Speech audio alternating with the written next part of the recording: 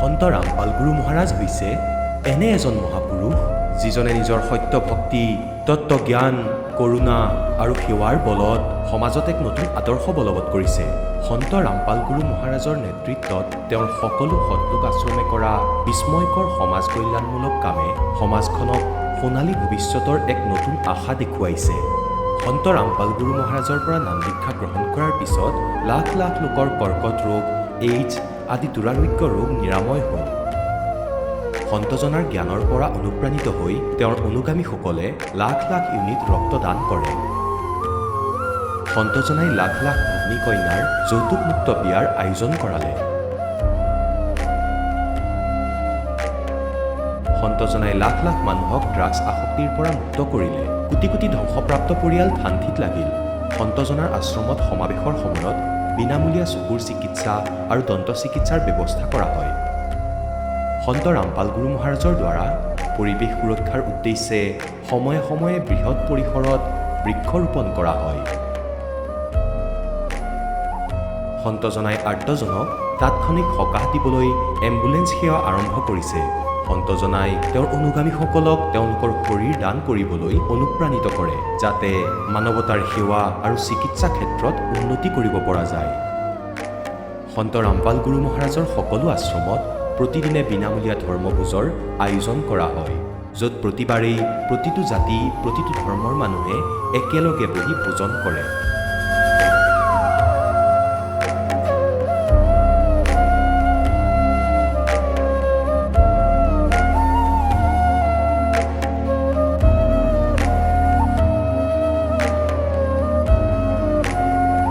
সন্ত ৰামপাল গুৰু মহাৰাজৰ অন্নপূৰ্ণা অভিযানে দৰিদ্ৰ আৰু অসহায় লোকসকলৰ জীৱনত এক নতুন শক্তি আৰু আশাৰ সঞ্চাৰ কৰিছে।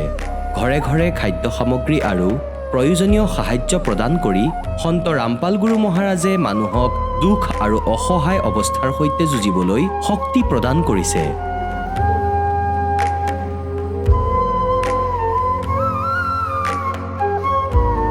দৰিদ্ৰ লোকসকলৰ বাবে ঘৰ নিৰ্মাণ কৰা সন্ত ৰামপাল গুৰু মহাৰাজৰ অসাধাৰণ কাৰ্যই এনে এক নিদৰ্শন দাঙি ধৰিছে, যি যুগ যুগ ধৰি সন্তজনাৰ উদাৰতা আৰু দয়াৰ প্ৰতীক হিচাপে জনাজাত হৈ ৰ'ব।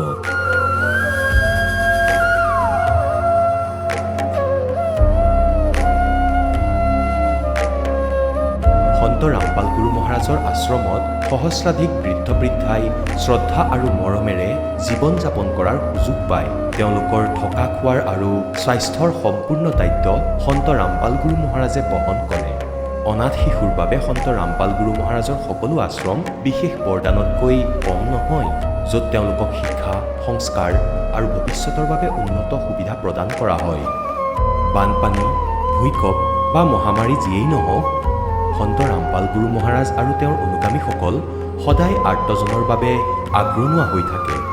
ক'ভিড মহামাৰীৰ সময়ত সন্ত ৰামপাল গুৰু মহাৰাজৰ আশ্ৰমৰ পৰা কোটি কোটি লোকক খাদ্য, ঔষধ আৰু জীৱন ৰক্ষক সামগ্ৰী যোগান ধৰা হৈছিল। দুখীয়াক সকাহ কৰাই হওক বা যিকোনো শোষিত বা নিপীড়িত শ্ৰেণীৰ অধিকাৰ আৰু মৰ্যাদাৰ বাবে যুঁজ দিয়াই হওক, সন্ত ৰামপাল গুৰু মহাৰাজে সদায় তেওঁলোকৰ সকলো ন্যায্য দাবী চৰকাৰৰ ওচৰলৈ লৈ গৈছে আৰু তেওঁলোকক উপযুক্ত ন্যায় প্ৰদানৰ ক্ষেত্ৰত গুৰুত্বপূৰ্ণ ভূমিকা পালন কৰি আহিছে। সমাজত আধ্যাত্মিক আৰু সামাজিক মূল্যবোধৰ প্ৰতি সজাগতা অনাৰ প্ৰতিটো পদক্ষেপতে সন্ত ৰামপাল গুৰু মহাৰাজ মানৱতাৰ প্ৰকৃত সেৱক হিচাপে প্ৰমাণিত হৈছে। সন্ত ৰামপাল গুৰু মহাৰাজৰ জীৱনে আমাক শিকাইছে যে প্ৰকৃত সেৱা সেইটোহে যিটো নিস্বাৰ্থভাৱে কৰা হয়।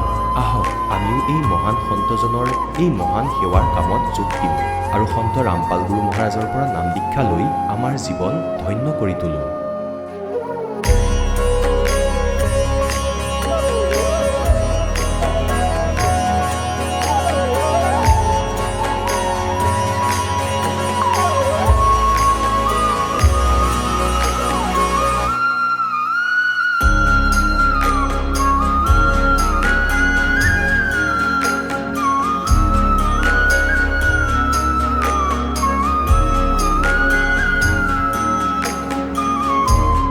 আপোনালোকক পৰিয়ালৰ সৈতে সৎলোক আশ্ৰমলৈ আন্তৰিকতাৰে আমন্ত্ৰণ জনোৱা হ'ল।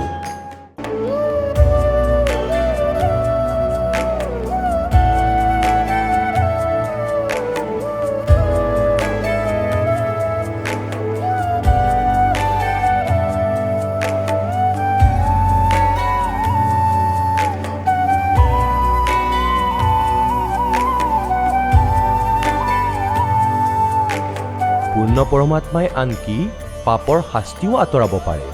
এতিয়ালৈকে লগ পোৱা প্ৰতিজন সাধু আৰু মহাপুৰুষে কৈছে যে পাপ কৰ্মৰ পৰিণতি ভোগ কৰিলেহে পাপ নিৰ্মূল হ'ব। সেই প্ৰভু কোন, যি পাপ কাটি পেলায়, যিজনে কালৰ বন্ধনৰ পৰা মুক্ত কৰি দিয়ে? তেওঁৰ নাম কি? পূজাৰ বিধি কি? এই কথা জানিবলৈ অনুগ্ৰহ কৰি অৱশ্যেই শুনক জগতগুৰু তত্ত্বদৰ্শী সন্ত ৰামপাল গুৰু মহাৰাজৰ অমৃত বচন। নমস্কাৰ দৰ্শকসকল, ব্ৰহ্মা বিষ্ণু মহেশ্বৰ ভক্তি, মনসা দেৱীৰ পূজা। তথাপিও মনসা বসুমতাৰীৰ জীৱনত দুখ কষ্ট আৰু ৰোগ ব্যাধিয়ে এনে এক ধুমুহা তুলিছিল যে তেওঁৰ মাতৃৰ মৃত্যু হয় আৰু পিতৃঘৰ এৰি গুচি যায়। অৱশেষত তেওঁৰ জীৱনত এনে কি আহিল যিয়ে সকলো সলনি কৰি দিলে? আজি আমি আপোনালোকক চিনাকি কৰাই দিম অসমৰ শোণিতপুৰ জিলাৰ নিবাসী মনসা বসুমতাৰীৰ সৈতে। সৰুৰে পৰাই পিতৃ মাতৃয়ে কৰি অহা মতে তেওঁ সমাজত প্ৰচলিত ব্ৰহ্মা বিষ্ণু মহেশ আৰু মনসা দেৱীৰ ভক্তি কৰি আহিছিল। কিন্তু ইমান সাধনা কৰাৰ পিছতো কোনো লাভ নাপালে। এপেণ্ডিক্স আৰু কেঞ্চাৰৰ দৰে ভয়ংকৰ ৰোগৰ কাৰণে তেওঁৰ মাতৃৰ মৃত্যু হয় আৰু পিতৃ মানসিকভাৱে অসুস্থ হৈ ঘৰ এৰি গুচি যায়। নিজেও তেওঁ টিবিৰ দৰে গুৰুতৰ ৰোগ আৰু আন বহু শাৰীৰিক সমস্যাত ভুগি আছিল। কিন্তু সন্ত ৰামপাল গুৰু মহাৰাজৰ পৰা নাম দীক্ষা লোৱাৰ পিছত তেওঁৰ জীৱনত এনে কি পৰিৱৰ্তন আহিল যাৰ দ্বাৰা তেওঁৰ সকলো সমস্যা দূৰ হ'ল? দৰ্শকসকল, আহক তেন্তে শুনো মনসা বসুমতাৰীৰ এই অনুপ্ৰেৰণাদায়ক কাহিনী তেওঁৰ নিজৰ মুখেৰে। নমস্কাৰ। নমস্কাৰ। আপোনাৰ শুভ নামটো? মনসা বসুমতাৰী। আপুনি ক'ৰ পৰা আহিছে? মই অসম ৰাজ্যৰ শোণিতপুৰ ডিষ্ট্ৰিক্টৰ পৰা আহিছোঁ। আপুনি সন্ত ৰামপাল গুৰু মহাৰাজৰ পৰা নাম দীক্ষা কেতিয়া লৈছিল? 26 তাৰিখ 8 মাহ 2018 চনত। তেখেতৰ পৰা নাম দীক্ষা লোৱাৰ আগতে আপুনি অন্য কিবা ভক্তি সাধনা কৰিছিলনে? হয়, আমাৰ সমাজৰ প্ৰচলিত দেৱী দেৱতা ব্ৰহ্মা বিষ্ণু মহেশ্বৰ আৰু মনসা দেৱীৰ পূজা কৰিছিলোঁ। আপুনি সেই সাধনাবোৰ কেনেধৰণে কৰিছিল? যেনেকৈ সৰুৰ পৰা মোৰ মা দেউতাহঁতে কৰিছিলে, মঙ্গলবাৰ গাখীৰ দিছিলে আৰু উপাস কৰিছিলে, মানে এইবিলাকেই মই কৰি আছিলোঁ মন্দিৰ বনাই কিনে। আপুনি যিহেতু সাধনা আটাইবিলাক কৰি আছিলে, আপোনাৰ পৰিয়ালৰ লোকে যেনেধৰণে কৰে সেইদৰে আপুনিও কৰি আছিলে, তেনে ক্ষেত্ৰত আপুনি সন্ত ৰামপাল গুৰু মহাৰাজৰ শৰণলৈ কিয় আহিব লগা হ'ল? মানে এইবিলাক পূজা পাঠ কৰি ঘৰৰ মানে একো পুৰা অশান্তি হৈ আছিলে, চবেই বেমাৰ আজাৰ, যেনেকৈ আমাৰ মা এপেণ্ডিক্স আৰু কেঞ্চাৰ ৰোগৰ পৰা তাৰ মৃত্যু হৈ গ'ল, আমাৰ দেউতা পগলা হৈ ঘৰৰ পৰা ওলাই গ'ল। তাৰ পাছত মোৰো 2012 চনৰ পৰা ইমান বেমাৰ হৈ আছিলে, কেতিয়াবা হৈছিলে জ্বৰ, কেতিয়াবা মাথা বিষ, কেতিয়াবা পেট বিষ, এটা বেমাৰ হৈয়ে আছিলে, ভালেই হোৱা নাছিলে। তাৰ পাছত মই এইবিলাক তথাপি মই পূজা পাঠ কৰি আছিলোঁ। লাষ্টত মই এইবিলাক পূজা কৰোঁতে 2014 চনত মোৰ টিবি বেমাৰটো পাই গ'ল। টিবি বেমাৰটো পোৱাৰ পাছতে মই এইবিলাকৰ দৰৱ খালোঁ, দৰৱ খাই বৈ তাৰ পাছত আৰু মই এপেণ্ডিক্সটো হ'ল, এপেণ্ডিক্সৰ মই দৰৱ খালোঁ, ডক্টৰ তাত দেখালোঁ। পাছত ডক্টৰে ক'লে কি তোক অপাৰেশ্যন কৰিব লাগিব, কিন্তু মই ডক্টৰক ক'লোঁ মোৰ ঘৰতো কোনো চাবলগীয়া মানুহ নাই, মই অকলে, সেইকাৰণে অপাৰেশ্যন নকৰোঁ ক'লোঁ। তাৰ পাছত ডক্টৰে মোক দাৱাই দিলে, মই দাৱাইবিলাক খাই কিনে অলপ আৰাম পালোঁ। আৰাম পাছৰ পৰা মই টিবি বেমাৰটো হোৱাৰ কাৰণে মই বহুতখিনি দৰৱ আদি খাই গৈ মানে পুৰা মন্দিৰ চব জেগাত যাব ধৰিলোঁ। তাৰ পাছত আৰু গীৰ্জাঘৰতো মই গৈছিলোঁ 1 বছৰ, তাত গৈ কিনে মই বহুত বিনতি প্ৰাৰ্থনা বহুত কৰিলোঁ। যিমান দিন মই গীৰ্জাঘৰত গ'লোঁ ইমান দিনতো মই ভালেই থাকোঁ, যিমান দিন মই মন্দিৰত যাওঁ ইমান দিন মই ভালেই থাকোঁ। আৰু পাছত যাব এৰি দিলে তেতিয়া আকৌ মোৰ বেমাৰটো হ'বলগীয়া ধৰে। এনেকৈ কৰি পাছত আমাৰ ঘৰতো কৈ আছিলে খুৰীহঁতে, তো আমাৰ পৰিয়ালটো যিমান আছে সিহঁতি আগতে সন্ত ৰামপালজী মহাৰাজৰ পৰা 14 চনতে নাম লৈছিলে। সিহঁতি কৈছিলে তো ইমান বেমাৰ হৈ থাকো, যিহেতু সোনকালে সন্ত ৰামপালজী মহাৰাজৰ পৰা নাম ল'লে তোৰ বেমাৰ ভাল হৈ যাব। কিন্তু মই সন্ত ৰামপালজী মহাৰাজৰ কিতাপ পঢ়িছিলোঁ, পঢ়ি কিনে মানে মই বুজি পাইছিলোঁ। তথাপি মই ভাবিছিলোঁ তাতে ইমান নিয়ম আছে, এই নিয়মবিলাক মই পালন কৰিব নোৱাৰোঁ, সিটো সঁচাই ভগৱান, কিন্তু মই দীক্ষাটো নলওঁ, এনেকৈ কৈছিলোঁ মই। তাৰ পাছত এদিন কি হ'ল, সপোনতে মোক সন্ত ৰামপালজী মহাৰাজে দৰ্শন দিলে। মই সন্ত ৰামপালজী মহাৰাজক দণ্ডৱত প্ৰণাম কৰিলোঁ। তাৰ পাছত মোৰ মনত ভাবিলোঁ যে সঁচা ভগৱান হয়তো সন্ত ৰামপালজী মহাৰাজ হয়, কিন্তু মই এতিয়া কেনেকৈ তাৰ পৰা নাম চালাম, কেনেকৈ ভক্তি কৰিম? এতিয়া যদি সিহঁতৰতো একো মানে আমাৰ সমাজৰ যোনটো আছে সকামবিলাক কৰিব লাগে, সকাম কৰিব নালাগে। তাৰপিছত মই ভাবিলোঁ এইবিলাক যদি সকামবিলাক যদি কৰিব নালাগে তেতিয়া আমাৰ ঘৰত কোনে আহিব, কোনো আমাৰ ঘৰত নাহিব, তেতিয়া মই অকলে কি কৰিম? এইটো ভাবি কিনে মই নোলোৱাৰ পাছত আৰু মই এইবিলাক নোলোৱাৰ পাছত আকৌ মই পূজা পাঠ চব কৰিব ধৰিলোঁ। পাছত অলপ আৰাম পাইছিলোঁ টিবি বেমাৰটো আকৌ এইটো বেমাৰ আকৌ ধৰিব খুজিলে মোৰ খুজি কিনে পাছত যেতিয়া মই আৰু দৰৱ পাতি খাব ধৰিলোঁ মানে এইবিলাক বেমাৰটো ভাল কাৰণে দৰৱ পাতি খালোঁ তাৰপাছতো আৰাম পোৱা নাই আৰাম পাছত মন্দিৰত গৈছোঁ চব জেগাতে যিবা মানে ঝাৰা ফুকা যিমান কৰিব লাগে এইবিলাক চব কৰিছোঁ হোৱা নাই লাষ্টত মই মোৰ পেটমেণ্টিছৰ যোনটো পেট বিষ আছিলে বিষটো আকৌ এবাৰ ঘূৰি উঠাৰ পাছত মই মোৰ আত্মাটো লাগিলে যে মই সন্ত ৰামপালজী মহাৰাজৰ যোনটো জ্ঞান গংগা আছে কিতাপটো মই আকৌ এবাৰ পঢ়িম যোন টাইমত মই মানে হেৰি কৰিছিলোঁ বেমাৰটো উঠাৰ সময়তে মানে তেতিয়া এইটো টাইমত সন্ত ৰামপালজী মহাৰাজে ইমান জ্ঞানৰ প্ৰচাৰ হোৱা নাছিলে তাৰপাছত আমাৰ ওচৰৰ ল'ৰা এজনক মই ক'লোঁ যে মইতো ইমান বেমাৰ হৈ থাকোঁ তাৰ কাৰণে মই এবাৰ আৰু সন্ত ৰামপালজী মহাৰাজৰ জ্ঞান গংগা কিতাপটো পঢ়িব বিচাৰিছোঁ বুলি মই ক'লোঁ পাছত সি ক'লে মোৰ তাত এতিয়া জ্ঞান গংগা আছে আমাৰ খুৰা আনি থৈ দিছে মইতো পঢ়ি কিনে একো বুজি নাপালোঁ তাৰ কাৰণে তোক আনি দিম তই পঢ়িবি পঢ়ি কিনে যে বুজি পাই মোকো অলপ বুজাবি এনেকৈ ক'লে তোমাৰ ঠিক আছে আনি দিবি এনেকৈ ক'লোঁ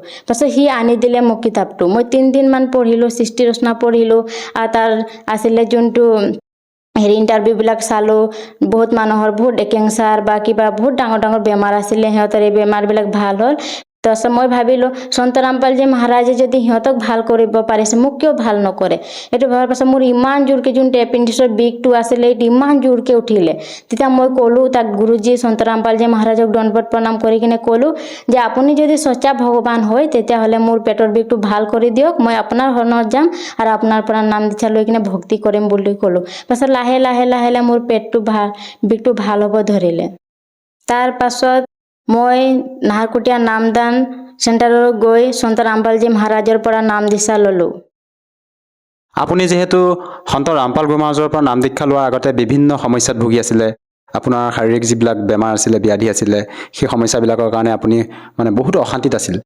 বৰ্তমান আপুনি সন্ত ৰামপাল গুৰু মহাৰাজৰ পৰা নাম দীক্ষা লোৱাৰ পিছত আপোনাৰ যি সেইবিলাক সমস্যা আছিলে সেই সমস্যাবিলাক সম্পূৰ্ণকৈ দূৰ হ'লনে হয় মোৰ যোনবিলাক সমস্যা আছিলে আগতে টিবি এপেণ্ডিক্স বেমাৰ আছিলে এইটোও ভাল হ'ল আৰু যোনটো মোৰ মাহেকীয়া প্ৰব্লেম আছিলে যোনটো মই ভাল কৰিবৰ কাৰণে মেডিকেলত দেখালোঁ তাৰপাছত মন্দিৰতো গ'লোঁ ভাল হোৱা নাছিলে এইটো সন্ত ৰামপালজী মহাৰাজৰ পৰাই দীক্ষা লৈ মোৰ ভাল হ'ল আপুনি যিহেতু সন্ত ৰামপাল গুৰু মহাৰাজৰ পৰা নাম দীক্ষা লোৱাৰ পিছতে শাৰীৰিকভাৱে বিভিন্ন প্ৰকাৰে লাভ পাইছে ইয়াৰ উপৰিও আপুনি আৰু অন্য কিবা লাভ পাইছেনে হয় মই প্ৰথমে ক'ব বিচাৰিছোঁ যে মই আধ্যাত্মিক লাভ পালোঁ যিটো আমাৰ মানুহজনৰ মূল উদ্দেশ্য আমি নিজৰ মুখ প্ৰাপ্ত কৰিবৰ কাৰণে পাইছোঁ আৰু দ্বিতীয়টো হ'ল মোৰ যোনটো শাৰীৰিক আছিলে কষ্ট এইবিলাক দূৰ হ'ল আৰু ঘৰত যোনটো আমাৰ হাই কাজিয়া হৈছিলে এইবিলাকো ভাল হ'ল যোনটো নেকি ঘৰত মোক কোনো চাব পৰা নাছিলে চবেই কৈছিলে তোৰ বেমাৰ কেতিয়া ভাল নহ'ব তই এনেকাই থাকিবি এনেকৈ কৈ আছিলে এইবিলাক চব মানে আমাৰ গাঁৱৰো মানুহ কৈছিলে ই নাবাচিব ই মৰি যাব বুলি কৈছিলে কিন্তু মই এইবিলাক চব সমস্যা সন্ত ৰামপালজী মহাৰাজৰ পৰা আহি কিনে তাৰ পৰা দীক্ষা লৈ কিনে মই চব এইবিলাক সুখী হ'লোঁ সঁচাকৈ আধুনিকতাৰ এই যুগত এটা আচৰিত কথা এজন সন্তৰ পৰা নাম দীক্ষা লোৱাৰ পিছতে আপুনি বিভিন্ন প্ৰকাৰে লাভ পাইছে শাৰীৰিকভাৱে হওক বা আৰ্থিকভাৱে হওক বা পাৰিবাৰিকভাৱে বিভিন্ন প্ৰকাৰে আপুনি লাভ পালে এইটো আচলতে কেনেকৈ সম্ভৱ এজন সন্তৰ পৰা নাম দীক্ষা লোৱাৰ পিছতে এনেধৰণৰ লাভ পোৱাটো কিয় আমাৰ গুৰুজী সন্ত ৰামপালজী মহাৰাজে যোনটো ভক্তি দিছে শাস্ত্ৰ অনুকূল ভক্তি দিছে যোনটো আমাৰ গীতা হওক ভগৱত হওক দেৱী পুৰাণ সব মানে 4 বেদ শাস্ত্ৰ অথপুৰাণৰ প্ৰমাণিত জ্ঞান দি আছে তাৰ কাৰণে যোনে যদি তাৰ পৰা দিশা লৈ ভক্তি কৰে তো সিহঁতৰ লাভ হ'বই আমাক সদায় শাস্ত্ৰ অনুকূল ভক্তি কৰিব লাগে যেনেকৈ গীতাত কৈছে गीता अध्याय 16 श्लोक 23 कैसे जोने मैंने शास्त्र विधि त्याग कर मनमाना आचरण करता है ना उसको सुख होता है ना गति होता है ना उसको मोक्ष प्राप्त होता है उसके लिए अर्जुन कर्ता और अकर्ता के व्यवस्था में शास्त्र ही प्रमाण है आमी सदाय शास्त्र अनुकूल भक्ति करिब लागे शास्त्र विरुद्ध भक्ति करले केতিয়া मानव हो शांति और मोक्षर प्राप्त নহয় সেই কাৰণে শাস্ত্ৰ অনুকূল ভক্তি কৰিলে আমাৰ শাৰীৰিক লাভ মানসিক লাভ সব ঠিক হ'ব আপুনি যেহেতু সন্ত ৰামপাল গুৰু মহাৰাজৰ পৰা নাম দীক্ষা লোৱাৰ পিছতে শাৰীৰিকভাৱে বা আৰ্থিকভাৱে হওক বিভিন্ন প্ৰকাৰে লাভ পাইছে যিসকল দৰ্শকে আজি আপোনাক টিভি স্ক্ৰীনত প্ৰত্যক্ষ কৰি আছে তেওঁলোকক আপুনি কি বাৰ্তা দিব বিচাৰে যাতে তেওঁলোকেও আপোনাৰ দৰে উপকৃত হ'ব পাৰে বাৰ্তানো মই কি দিম বাৰ্তাটো সন্ত ৰামপালজী মহাৰাজে দিয়ে তাৰ কাৰণে মই সবকে হাত জোৰ কৰি এইটোৱে প্ৰাৰ্থনা কৰিব খুজিছোঁ যে আগতে মই যোনটো ভক্তি সাধনা কৰি আছিলোঁ ব্ৰহ্মা বিষ্ণু মহেশ্বৰ মনসা দেৱীৰ এইবিলাক সব শাস্ত্ৰৰ বিৰুদ্ধ আছিলে তাৰ কাৰণে মই একো লাভ পোৱা নাছিলোঁ কিন্তু এতিয়া সন্ত ৰামপালজী মহাৰাজে যোনটো ভক্তি দিছে শাস্ত্ৰ অনুকূল দি আছে তাৰ পৰা যদি নাম দীক্ষা লৈ কিনে যদি ভক্তি কৰে তেতিয়া সব বেমাৰৰ পৰা বেমাৰ আজাৰ অশান্তি সব দূৰ হ'ব যেনেকৈ মোৰ হৈছে এতিয়া আপোনালোকৰো হ'ব তাৰ কাৰণে আপোনালোকে সন্ত ৰামপালজী মহাৰাজৰ যোনটো সৎসং টিভিত সাধনা চেনেলত 7:30 পৰা 8:30লৈকে আৰু এতিয়া সব জেগাতে সন্ত ৰামপালজী মহাৰাজৰ জ্ঞান গংগা জীৱন হুকুম গীতা তোমাৰ জ্ঞানৰ এইবিলাক কিতাপ এটা প্ৰচাৰ চলি আছে এইবিলাক কিতাপ আপোনালোকে লওক আৰু এইবিলাক কিতাপ পঢ়ক আৰু জ্ঞানটো বুজি কিনে সন্ত ৰামপালজী মহাৰাজৰ পৰা নাম দীক্ষা ল'ব পাৰিব যিহেতু আপোনালোকৰ গুৰু সন্ত ৰামপাল গুৰু মহাৰাজ হাৰিয়ানা প্ৰান্তৰ নিবাসী হয় তেনে ক্ষেত্ৰত অসমৰ কোনো লোকে যদি তেখেতৰ পৰা নাম দীক্ষা ল'ব বিচাৰে সহজভাৱে কেনেকৈ ল'ব পাৰিব এতিয়া সকলোৱে শিক্ষিত সমাজ হয় এতিয়া সবৰ হাততে মোবাইল আছে মোবাইলতে যেনেকৈ ফেচবুক হ'ল ইউটিউব হ'ল সব জেগাতে এতিয়া সন্ত ৰামপালজী মহাৰাজৰ সৎসং চলি আছে তাতে তলতে তাতে যদি সন্ত ৰামপালজী মহাৰাজৰ সৎসং বুলি সাৰ্চ কৰে তাৰ সৎসং চাই কিনে জ্ঞানটো বুজি কিনে তাৰ তলত নাম্বাৰ দিয়া থাকে এই নাম্বাৰত কণ্টেক্ট কৰি সন্ত ৰামপালজী মহাৰাজৰ পৰা নিঃশুল্কভাৱে নাম দীক্ষা ল'ব পাৰিব ধন্যবাদ থাকিল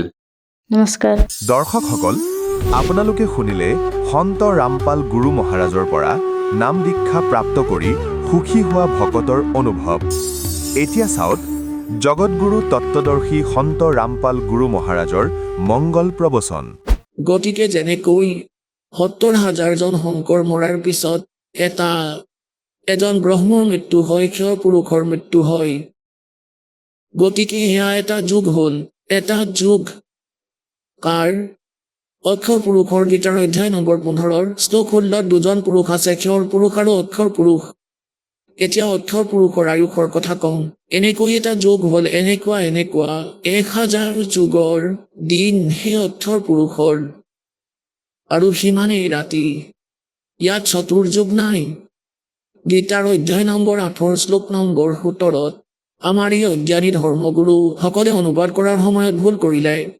তাত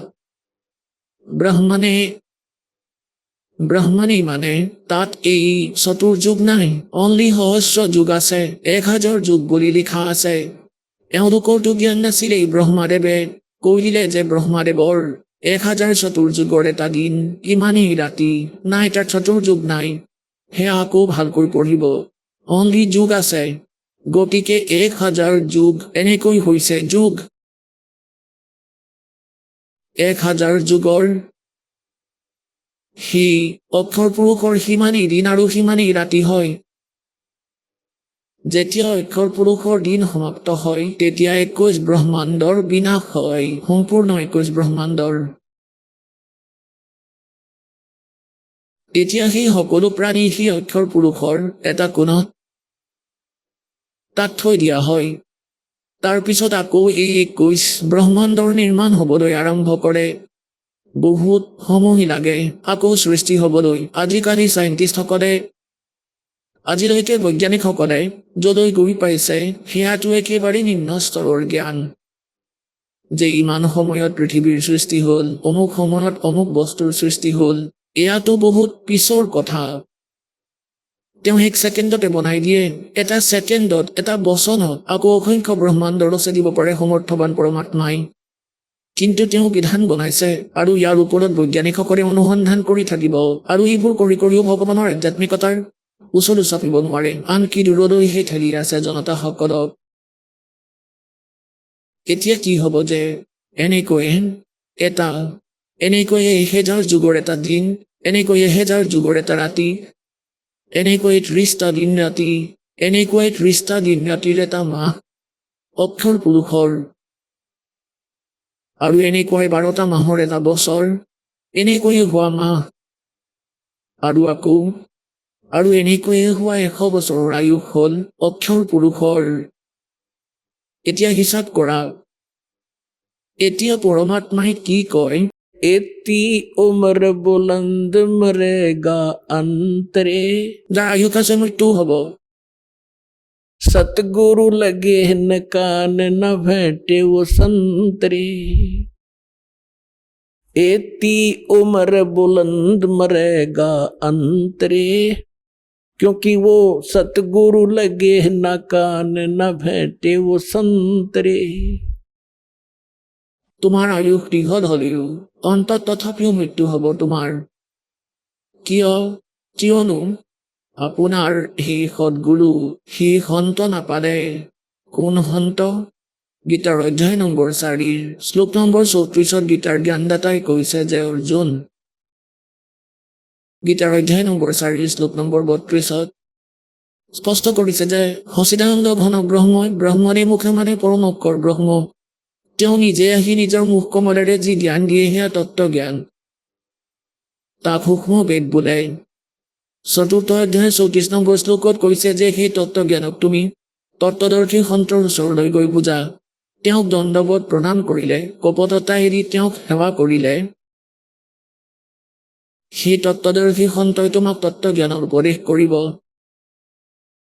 তাৰপিছত 15 নম্বৰ অধ্যায়ৰ 4 শ্লোকত কৈছে যে তাৰপিছত পৰমেশ্বৰৰ সেই পৰম পদৰ সন্ধান কৰিব লাগে, যলৈ যোৱাৰ পিছত আৰু কেতিয়াও মৃত্যু নহয়, উভতি সংসাৰলৈ আৰু কেতিয়াও নাহে।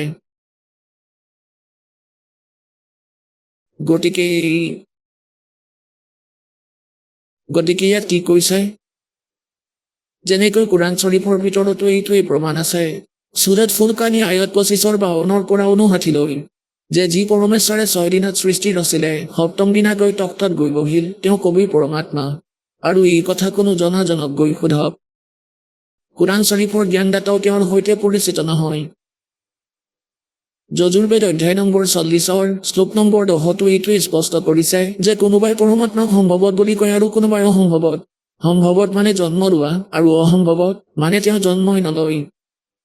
তেওঁ অজন্মা, নিৰাকাৰ। কোনোবাই ৰামকৃষ্ণ ৰূপত মানে সম্ভৱত। সি পৰমাত্মা কেনেকুৱা, জন্ম লয় নে নলয়, ইয়াৰ তথ্য তত্ত্বদৰ্শী সন্তই দিব, তেওঁক গৈ সোধা। গতিকে ইয়াত সূক্ষ্ম বেদত কৈছে এতি উমৰ বুলন্দ মৰেগা অন্তৰে क्योंकि वो सतगुरु लगे न कान न भेटे वो संतरे। ही সন্ত নাপাবা তুমি, যি তত্ত্বদৰ্শী সন্ত। গতিকে এই বিশ্বত পুণ্যাত্মাসকল বৰ্তমানত এই দাস সেই তত্ত্বদৰ্শী সন্ত। ইয়াক লাগিলে অহংকাৰ বুলি মানি লোৱা বা সত্য জ্ঞান বুলি মানি লোৱা, এয়া আপোনাৰ বুদ্ধিৰ স্তৰৰ ওপৰত ডিপেণ্ড কৰিব। আৰু আকৌ ইয়াৰ আগতে যিসকল তত্ত্বদৰ্শী সন্ত আছিল তেওঁলোকৰো অলপ বিৱৰণ দিওঁ। যিসকলে পৰমাত্মাক পালে, তত্ত্বজ্ঞানৰ সৈতে পৰিচিত কৰালে আৰু সাক্ষী কৰালে সত্যদোষ খণ্ডলৈ নি, তেওঁলোক তত্ত্বদৰ্শী সন্ত। তেওঁলোকৰ কথা কোনেও নুশুনিলে আৰু তেওঁলোকক আদেশো দিয়া হৈছিলে যে এতিয়া এই সৰলাত্মাবোৰে এই অমূল্য জ্ঞানক স্বীকাৰ নকৰিব, লুকুৱাই ৰাখিবা। গতিকে কোন কোন আছিল সেই তত্ত্বদৰ্শী সন্ত? আদৰণীয় ধৰ্মদাস চাহেবদেৱ, আদৰণীয় মুৰুপদাস চাহেবদেৱ, আদৰণীয় নানক চাহেবদেৱ, আদৰণীয় যাদু চাহেবদেৱ, আদৰণীয় গৰীবদাস চাহেবদেৱ, গাঁও চুৰাণী জিলা ঝজ্জাৰ হাৰিয়ানাৰ, আদৰণীয় ঘিচা দাস চাহেবদেৱ, গাঁও খেখৰা, এতিয়া জিলা বাগপুৰ হ'ল, আগতে মেৰঠ আছিল, উত্তৰ প্ৰদেশৰ জন। গতিকে এই মহাপুৰুষসকলৰ পূৰ্ণ জ্ঞান আছিল, পৰমাত্মাৰ সৈতে পৰিচিত হৈছিলে, কিন্তু এওঁলোকক মালিকে আদেশ দিছিলে ধৰ্মদাস মেৰি লাখ দুৱাই, ইয়াৰ মূল জ্ঞান তত্ত্ব জ্ঞান কিতাবাৰ নাযায়। এতিয়া সাৰ্বজনীন নকৰিবা। যদি তুমি এতিয়া ইয়াক সাৰ্বজনীন কৰি দিয়া, তেতিয়া কোৱা হয় ये मूल ज्ञान बाहर जो पढ़ी तो बिचली पीढ़ी हंसनी तरही। এয়া মধ্য প্ৰজন্ম। যেতিয়া 5500 বছৰ যেতিয়া কলিযুগৰ অতিক্ৰম হ'ব, তেতিয়া এই মধ্য প্ৰজন্ম আৰম্ভ হ'ব। গতিকে আপোনালোকৰ বাবে এই সকলোবোৰ লুকুৱাই ৰাখিছিল। দাতা এই ৰত্ন আৰু দাসক দি দিলে এই ৰত্নবোৰ লুকুৱাই থ বাকচৰ চাবি আৰু ক'লে পুত্ৰক সুধা বিলাই দিয়া নিজৰ ভাই ভনীসকলৰ মাজত। গতিকে আপোনালোকৰ ওপৰত এই মধ্য প্ৰজন্ম। গতিকে এওঁলোক তত্ত্বদৰ্শী সন্ত আছিল। এওঁলোকৰ যি অমৰ বাণী পৰমাত্মাৰ সেই তত্ত্ব জ্ঞানৰ সৈতে মিলে। আৰু আদৰণীয় গৰীবদাস চাহেবদেৱকতো স্পেচিয়েল জ্ঞান দিছে পৰমাত্মাই। আগতে কৈছিলে যে যি 12 নম্বৰ পন্থ হ'ব গৰীব দাসদেৱৰ পন্থ, তাত মোৰ মহিমাৰ বাণী পুনৰ থাকিব, পুনৰ মানে প্ৰকট কৰাম। কাৰণ কবিৰ সকলত মাজে মাজে এই কবিৰপন্থীসকলে কবিৰ সাগৰৰ লগত নিমিলা জ্ঞানো সোমোৱাই দিলে বহুত ৰিয়েল জ্ঞানত। গতিকে গৰীব দাসদেৱৰ জৰিয়তে এই যথাৰ্থ জ্ঞান পুনৰ প্ৰকট কৰালে আৰু আকৌ এই কোড ৱৰ্ডৰ সৈতে দাসক পৰিচিত কৰাই সেই সকলো গ্ৰন্থৰ সাৰাংশ উলিয়ালে। এতিয়া আপোনালোকৰ সন্মুখত সেয়া কেপচুল বনাই দি দিলে। আপোনালোকে খাওক আৰু আপোনালোকৰ 101টা পিঢ়ি পাৰ হ'ব যদি লাগি থাকে 101টা পিঢ়ি।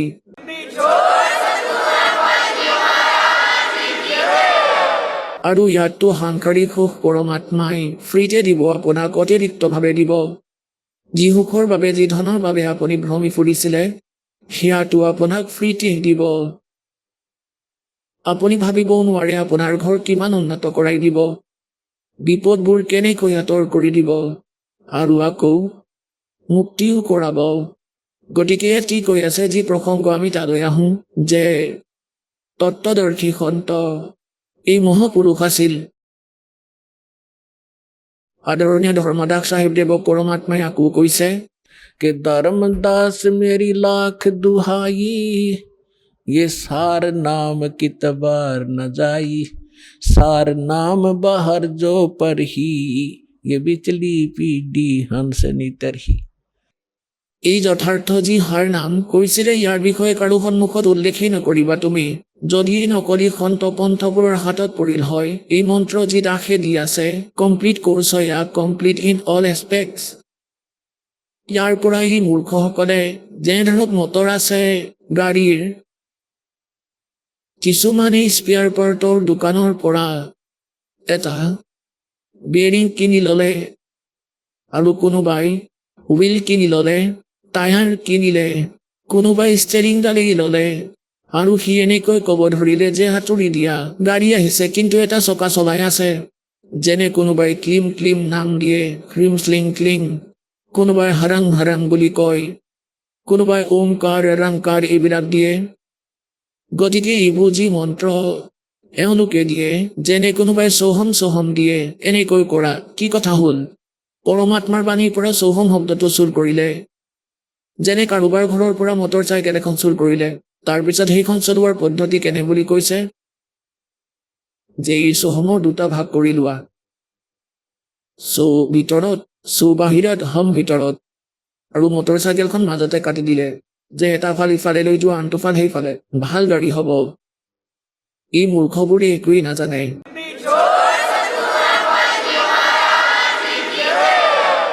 গৰীবদাস চাহেবদেৱে কয় বেখো কে লস্কৰ ফেৰে, লস্কৰ মানে বহুত, বেখো মানে পন্থবোৰৰ, বেখো কে লস্কৰ ফেৰে ये बाणी चोर कठोर सतगुर धाम ना पहुंचेंगे ये 84 के डोरे।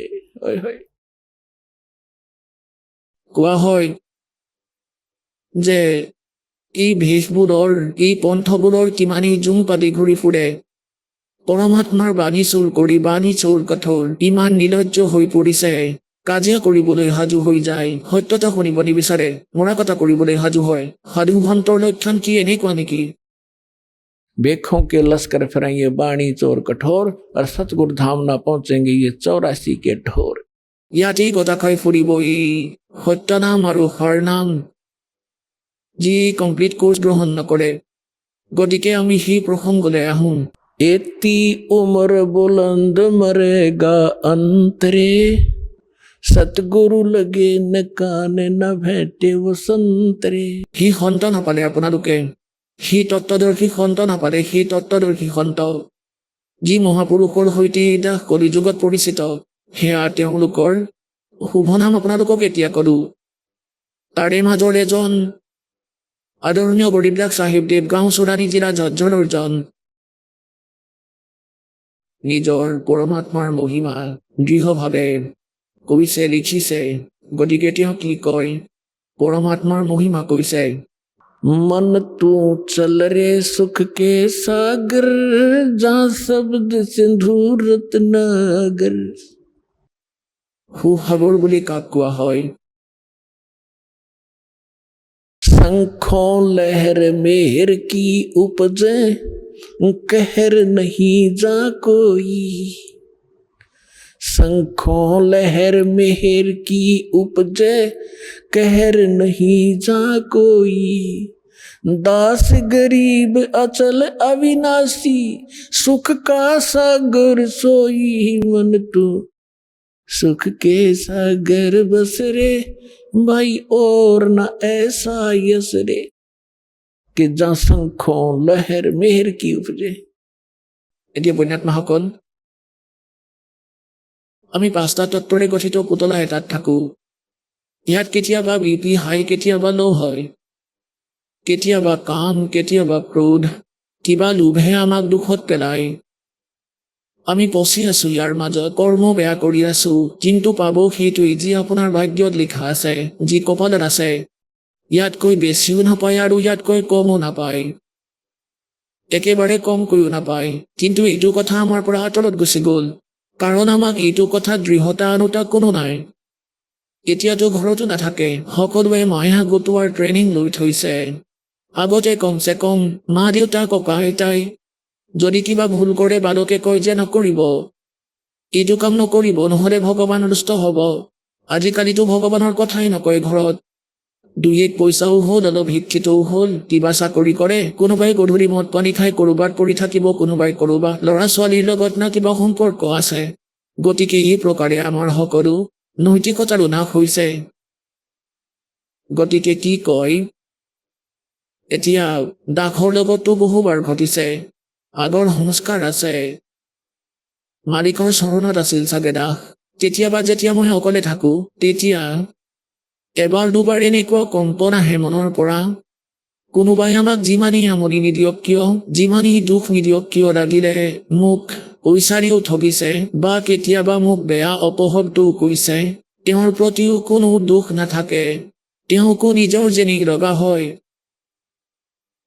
এতিয়া সেয়া কিছু সময়ৰ বাবেহে থাকে সেই যে কম্পন উঠে কিছু সময়ৰ বাবে থাকে যদি চেষ্টাও কৰোঁ তেওঁৰ প্ৰতি কিবা খং ৰাগ কৰাৰ কৰিব নোৱাৰো আকৌ সেই ঢৌ যোৱাৰ পিছত সেই কম্পন যোৱাৰ পিছত আকৌ সেই লেতেৰাবোৰ মনলৈ আহে সি এনেকৈ কিয় কৰে সি তেনেকৈ কিয় কৰে এতিয়া এইটো কৰিম সেইটো কৰিম অমুক কৰিম এতিয়া যি মেহেৰ কি লেহেৰ সেয়া এইটো আছিল কাৰো প্ৰতিয়ে কোনো ধৰণৰ খং ৰাগ অহা নাছিল আৰু কেহেৰ কি লেহেৰ তেতিয়া আৰম্ভ হ'ল যেতিয়া সাধাৰণ হৈ থাকো গতিকে এই বিষয়ে কৈছে সত্যলোকৰ ভিতৰত গৰীব দাস চাহেবদেৱে কৈছে শংখোं লহৰ মেহেৰ কি উপজে और कहर नहीं जा कोई কোনো দুখী নাই এতিয়া পুণ্যাত্মাসকল আপোনালোক ইয়ালৈ আহিছে হতলোক আশ্ৰম জিলা হিচাৰ হাৰিয়ানালৈ কোনোবা 4 দিন ধৰি আছে ইয়াত কোনোবা 2 দিন কোনোবা 10 দিন এতিয়া ইয়াত কি অসুবিধা পাইছে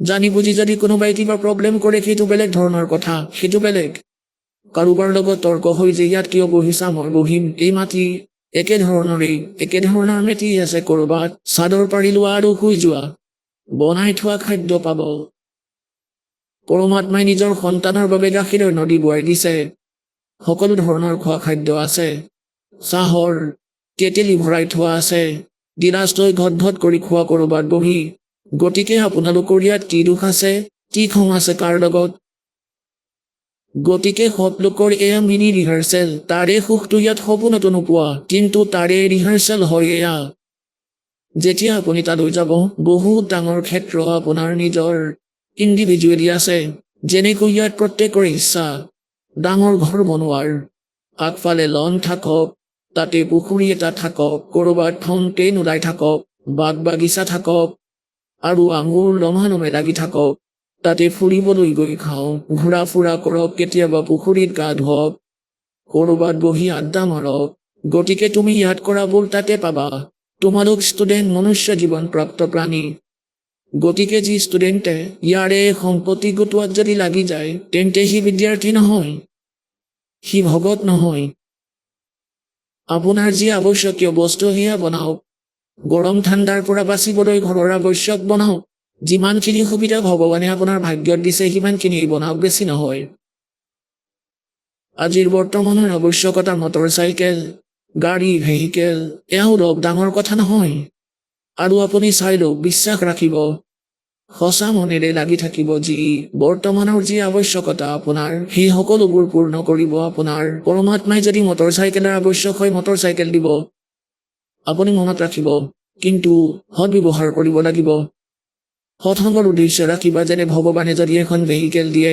ভগৱানৰ মহিমা শুনিবলৈ সপৰিয়ালে আহিম এনেকুৱা ধৰণৰ ভাৱনা মনত ৰাখিবা গতিকে আপোনাৰ যি আৱশ্যক বস্তু সেয়া ইয়াত নিশ্চয় দিব গতিকে তাত সকলো সুখ সত্য লোকত আছে গতিকে তাত খংৰাগ নাথাকেই কাৰণ কোনো অভাৱেই নাই এতিয়া চোৰে চোৰ তেতিয়াহে কৰিব যেতিয়া সি ভোকত মৰিবলৈ ওলাব বা সি যদি আনৰ দৰে ঘৰ বনোৱাত ব্যাকুল হৈ থাকে তেতিয়া আপোনাৰ এই জ্ঞানৰ পৰা বৃত্তি আঁতৰিব আমাৰ যেনেকুৱা পশু পক্ষীৰ দৰে বৃত্তি আছিল যেনে ধৰক আমি কিছুমান পোক দেখিছো খেতিত পৰা গোবৰৰ পোক ই আগতে মানুহ আছিলে যি ধন গোটোৱাত লাগি আছিল বেংক বেলেঞ্চ বনোৱাত পিছত সি পোক হৈ গ'ল আমি দেখো যেতিয়া পশুৱে খোজ কৰি দিয়ে খেতি পথাৰত তেতিয়া সেই মতা পোক আৰু মাইকী পোকটোৱে সি গোবৰ একত্ৰিত কৰাৰ বাবে গোটেই দিনটো লাগি থাকে আৰু তাৰে লাড়ু বনাই বিলত সুমুৱাই লয় এনেদৰে একত্ৰিত কৰি থাকোঁতে কোনোবা পশুৰ ভৰিৰ খোজৰ মাজত পৰি নিজেই মৰি থাকে সি একত্ৰিত কৰা গোবৰ তেনেকৈ থাকি যায়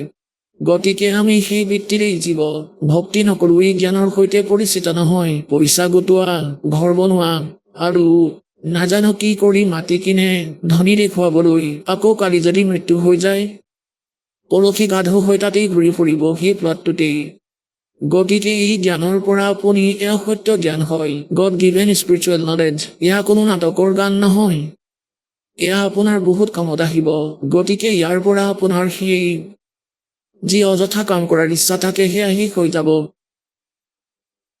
শেষ হৈ যাব ঘৰত উন্নতি হ'ব কাৰণ আমি মদ চিগাৰেট বিড়ি গুটখাই ৰুৱাম সেয়াটো আমি হাতী লগাব নিদিওঁ যি অযথা খৰচ হয় শৰীৰ নাশকো হয় আৰু ভক্তি নাশকো আকৌ বিয়া ইত্যাদিত খৰচ কৰিবলৈ নিদিওঁ নহ'লে ভগত নহয় যদি এইবোৰ কাম কৰে তাৰপিছত পইচানো আকৌ কিহৰ বাবে লাগিব কিহৰ বাবেনো মায়াৰ পিছত দৌৰিব আৰু আপোনাৰ যি আৱশ্যক বস্তু সেয়া ভগৱানে আপোনাৰ সন্মুখত ৰাখিব যেনেকৈ পিতৃ মাতৃ পুৱাই পুৱাই গাখীৰ লৈ আহে যে খোৱা কাৰণ সিহঁতে নাজানে খোৱা গতিকে এনেই কৈ থ'ব আপোনালোকৰ সন্মুখত যেতিয়া আপুনি তেওঁৰ হ'ব এতিয়াতো আপুনি কালৰ ফলীয়াহে হৈ আছে তাৰ তাত ৰেজিষ্ট্ৰেশ্যন আছে আপোনাৰ পৰমাত্মাই তাৰ ফালৰ পৰা নিজৰ ফাললৈ আনিব আপোনাক নিজৰ নাম দিব তাৰপিছত পাৰ কৰাব আপোনাক ভক্তি দিব মুক্তি দিব সুখ দিব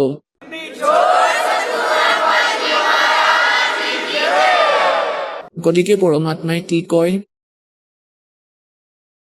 এই লেতেৰা লোকত আপুনি কিমান জন্ম নষ্ট কৰিছে গতা খাই খাই যেতিয়া আদৰণীয় নানক চাহিবদেৱ পৰমাত্মাই জীৱিত মহাত্মা ৰূপত পাইছিল তেতিয়া तब कहता कि 60,000 बल जन्म तो पाया जब से हमसे बिछड़े भाई 60,000 जन्म तुम पाई যেতিয়া আপোনালোক সত্যলোকৰ পৰা গুচি আহিছে পুণ্যাত্মাসকল 60,000 ভাল ভাল মানুহ ৰজাৰ জীৱন প্ৰাপ্ত কৰিছে আপোনালোকে আনৰতো গণনাই নাই কিমান দুখত পৰিছে গতিকে ইয়াত কি কয় সূক্ষ্ম বেদ যি পৰমাত্মাই গৰীব দাসদেৱক দিছিল সেই পৰমাত্মাৰ পৰা প্ৰাপ্ত জ্ঞানক আৰু পৰমাত্মাৰ মহিমাক গৰীব দাস চাহিবদেৱে কি প্ৰকাৰে চিত্ৰাৰ্থ কৰিছে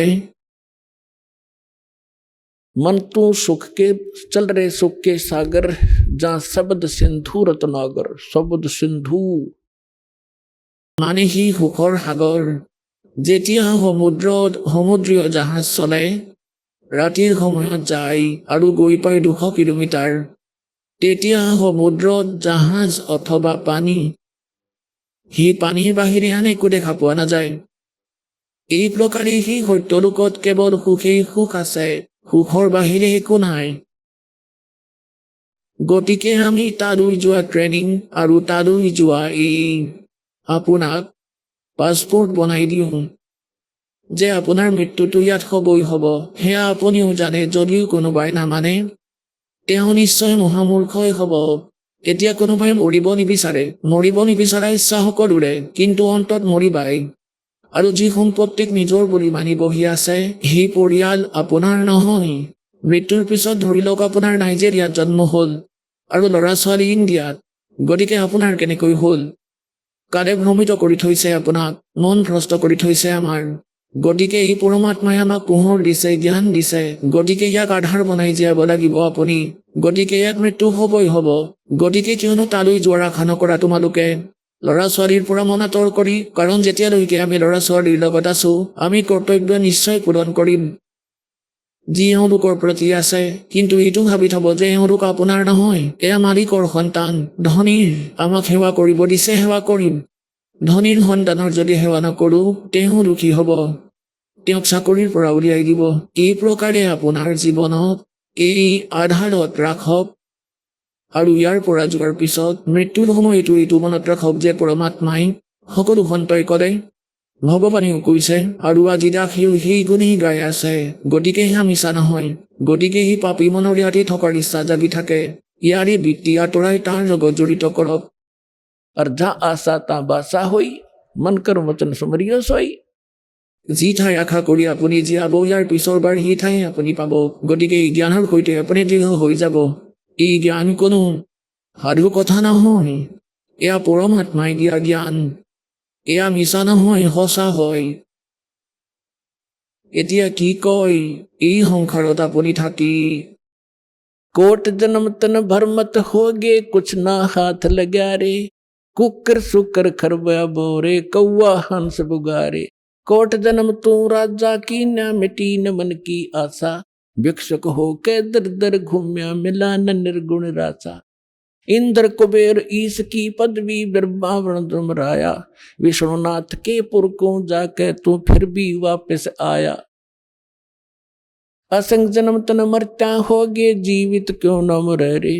द्वादश मध्य महल मठ बोरे, बहुर न दे धरे रे। दोजक वस्त सभी ते देखे, राजपाट के रसिया। तीन लोक से तिरपत नाही, ये मन भोगी खसिया। सतगुरु मिले तो इच्छा मेटे, पद मिल पदे समाना। चल हंसा उस लोक पठाऊं, जो आदि अमर अस्थाना। चार मुक्ति जा चंपी करती, माया होरी दासी। दास गरीब अबे पद पर से, वो मिले राम अविनाशी। ओय होय। এই কেইটামান বাক্যটি পৰমেশ্বৰৰ মহিমা দৃঢ়ভাৱে কৰে আদৰণীয় কৰি ব্যাস চাহিবদেৱে। কি ক'লে? कि कोटि जन्म तन भरमत हो गए, कुछ ना हाथ लगा रे। कुकर कुत्ता, सुकर सुअर खर गधा, और कौआ हंस बुगारे बुगला। फिर बताते हैं, कोट जन्म तू राजा की ना, ओए है ये मिटी न मन की आशा। और भिक्षुक होकर दर दर घूम्या, ये मिला ना निर्गुण रासा। এই মাৰ্গ নাপালা তুমি। আপুনি ভাল সাধনা কৰিলে, ইয়াৰে যি দন্ত কথা অথবা বেদ আছে, ইয়াৰ আধাৰত সাধনা কৰিলে আপুনি ৰজাও হ'ল। ইন্দ্ৰলৈকে পদবী আপুনি প্ৰাপ্ত কৰিলে, ব্ৰহ্ম বিষ্ণু মহেশ্বৰৰো পদবী প্ৰাপ্ত কৰিলে। তথাপিও আপোনাৰ জন্ম মৃত্যু সমাপ্ত নহ'ল। এতিয়া যেনেকৈ আকৌ কি কয়, যেনেকৈ কি ক'ব বিচাৰিছে যে আপুনি যেনেকৈ আপুনি বৰ্তমানত প্ৰত্যেক ভগত যি নৰ বা নাৰী আছে, ভগৱানৰ ভক্তিৰ অবিহনে টিকিব নোৱাৰে, টিকিবহি নোৱাৰে, কাৰণ এওঁলোকৰ ভগৱানৰ প্ৰয়োজন আছে। আৰু যেতিয়াৰ পৰা এওঁলোক ভগৱানৰ পৰা আঁতৰি আহিছে, সেই সময়তে ইয়াৰ অনুভৱ হৈছিল যে কোনো বহুত ডাঙৰ অমূল্য বস্তু নোহোৱা হ'ল তেওঁলোকৰ।